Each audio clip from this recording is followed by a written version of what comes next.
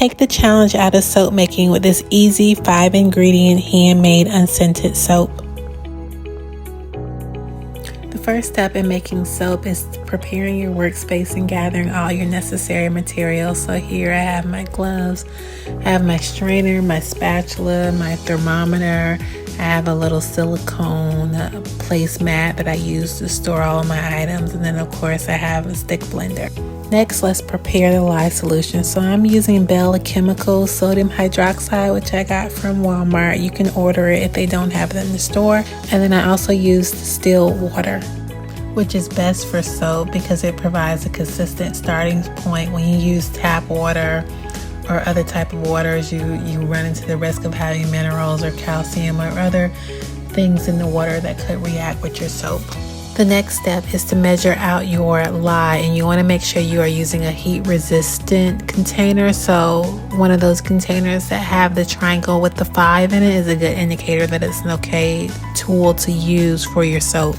It's also important to make sure you use a scale to measure out all of your ingredients, but definitely your lye and your distilled water, because too much lye can give you a crumbly texture and can make the soap very unsafe for your skin.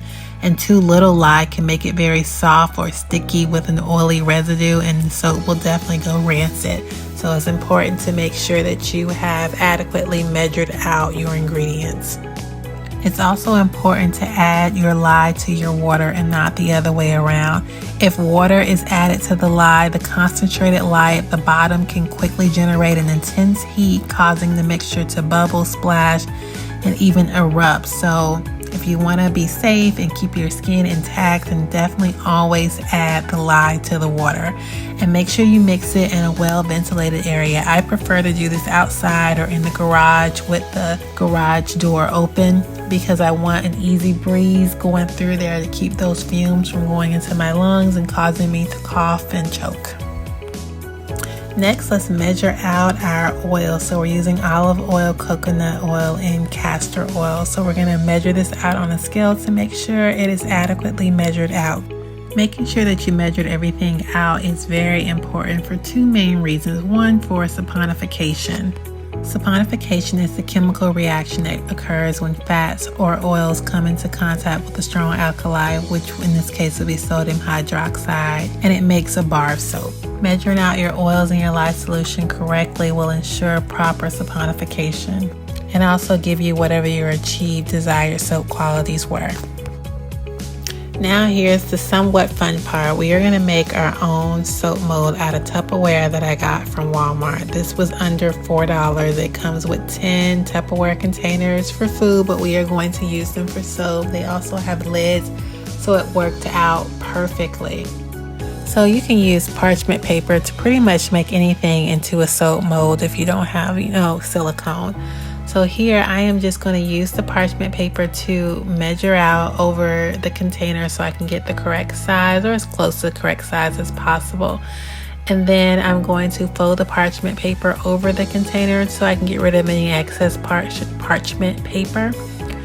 And then I'm going to cut the insides of it in an effort to sort of visually estimate where the inside of the parchment paper would be. And so I cut towards the middle of the container, and then I'm just going to fold all those things over.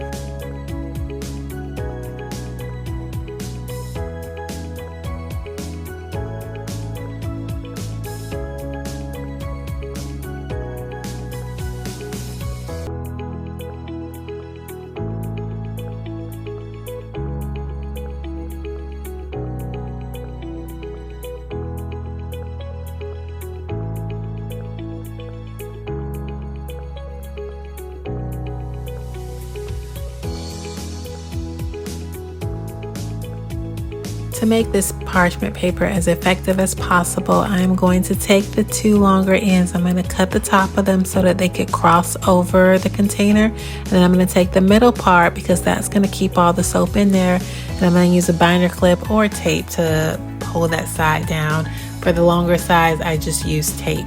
And now you have your own handmade soap mold. And now we are ready to make soap. So we are going to start with our protective gear. So we're going to put on our gloves, we're going to put on a mask, We're going to make sure we have on our long sleeves as well as our long pants, because we don't want any lye getting on our skin and burning us. And then we're going to check the temperatures of our oils as well as our lye solution, and ideally we want everything under 120 degrees and within 10 degrees of each other. When I add lye solution to the oils, I always put the stick blender in there and I pour the lye solution over into a strainer. And the reason for doing that is because sometimes there are some undissolved lye bits, and I don't want those getting into the soap and causing it to be caustic and not safe for human skin. Then I use the stick blender to mix the oils and the water together, and I usually have my stick blender running for 5 to 10 seconds at a time, and then I just keep stirring until I reach trace. And trace is simply where the soap trails the top of the soap batter. So that's when you know it's ready to pour and it has fully mixed. The recipe for this soap bar will be in the description.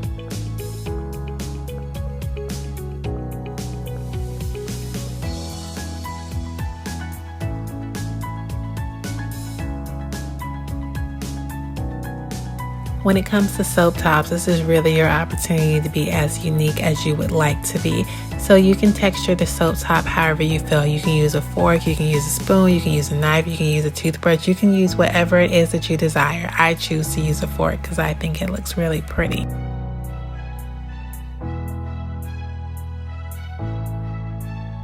I also spray my soap bars with at least 91% isopropyl alcohol, and that is just to avoid soda ash, which is this thin white layer that develops on the top when the sodium hydroxide mixes with the oxygen.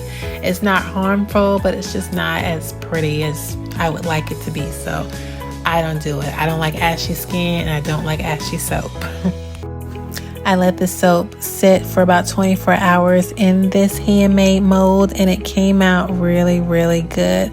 Having the parchment paper there is really good for making sure that you can unmold it very easily. So that's what I'm going to be doing, as you can see here.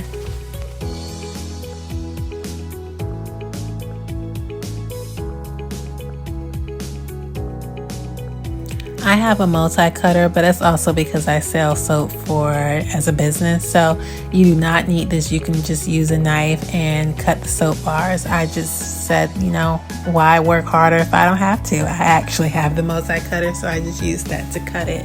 But as you can see, this bar came out very smooth and nice looking, and I am pleased with it, and I know you will be. So comment below if you did actually make this soap bar, and I would love to see pictures of the soap bar. If you have any questions, you can put that in the comments.